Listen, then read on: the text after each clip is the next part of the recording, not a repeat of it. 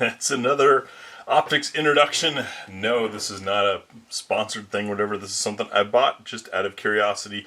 Going to be taking a look at the Gideon Optics Rock, which is an RMR pattern optic, coming up next on GB Guns. GB Guns!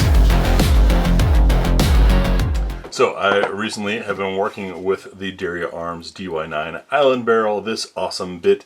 It came with a blacked out steel front sight because of course when you've got those ports there, you're going to be roasting anything that's not steel.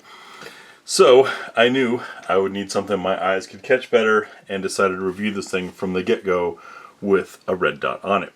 In the initial review, you saw me running the Osight X, an optic that I love for its circle dot setup and big window. However, for whatever reason, it could not mount low enough, or rather, it could not zero low enough to work for me on this thing. So I mounted up this old RMR that I've got. It's been laying around. It's, I think, one of the earlier Trijicon RMRs with that terribly blue window. And of course, the dot is on now. What happened was, it took it to for a second attempt at doing an AccuShoot A/B test, so you guys could see what difference the ports really make. We got it zeroed, and the dot disappeared. It just was gone.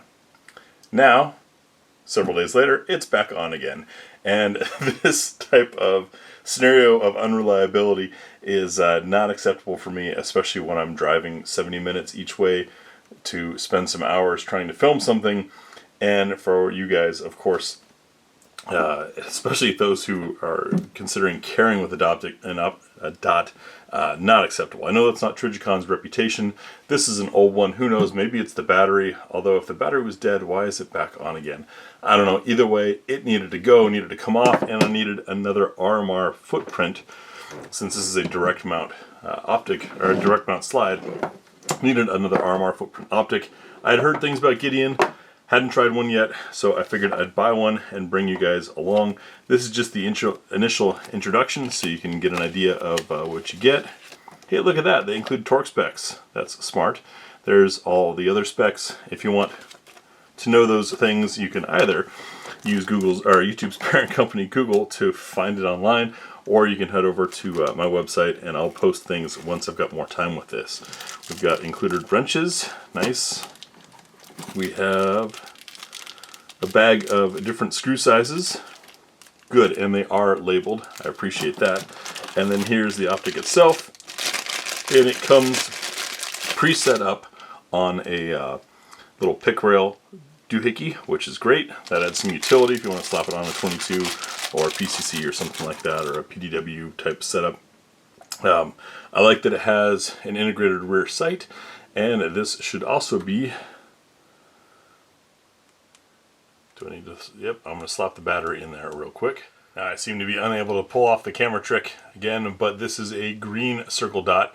I love circle dots, and for me, green helps more, sharper contrast. I don't know, it's just my eyes. Your eyes might be different, but what I liked is this is available dot and circle dot, green or red.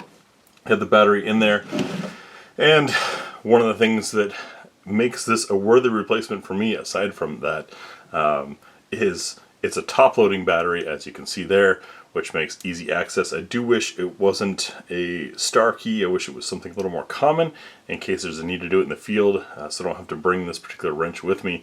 And you can see that we have a broader window, maybe not as tall, about the same, but a broader window, and we definitely have clear glass, which I really appreciate, especially when shooting in low light. The bluish tint on Trijicon just kind of annoys me. I know it's a nice trick to be able to extend battery life, because by having the bluish tint, the dot doesn't need to be as bright to be seen, but for me, I'd rather have the clear. So I'll get this swapped out real quick, so you guys can see what the difference is going to be once that's mounted.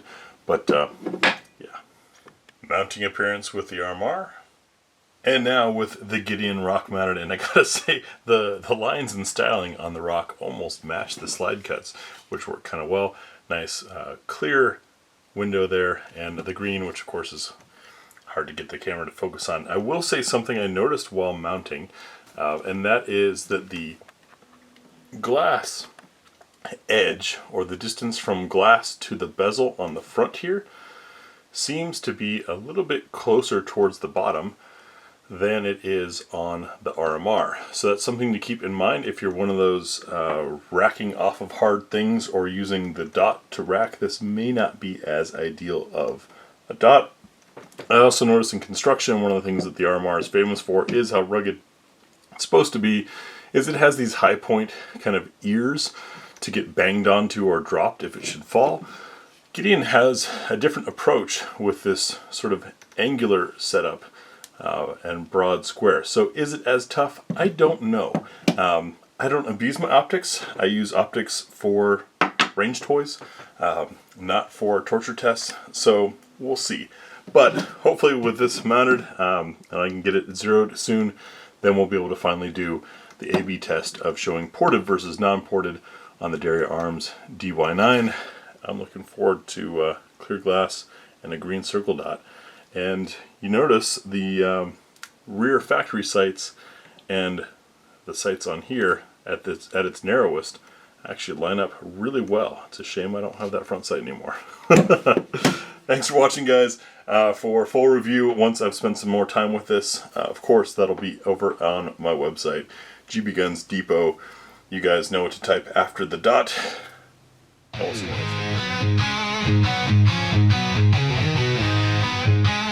Thank you to our Patreon supporters.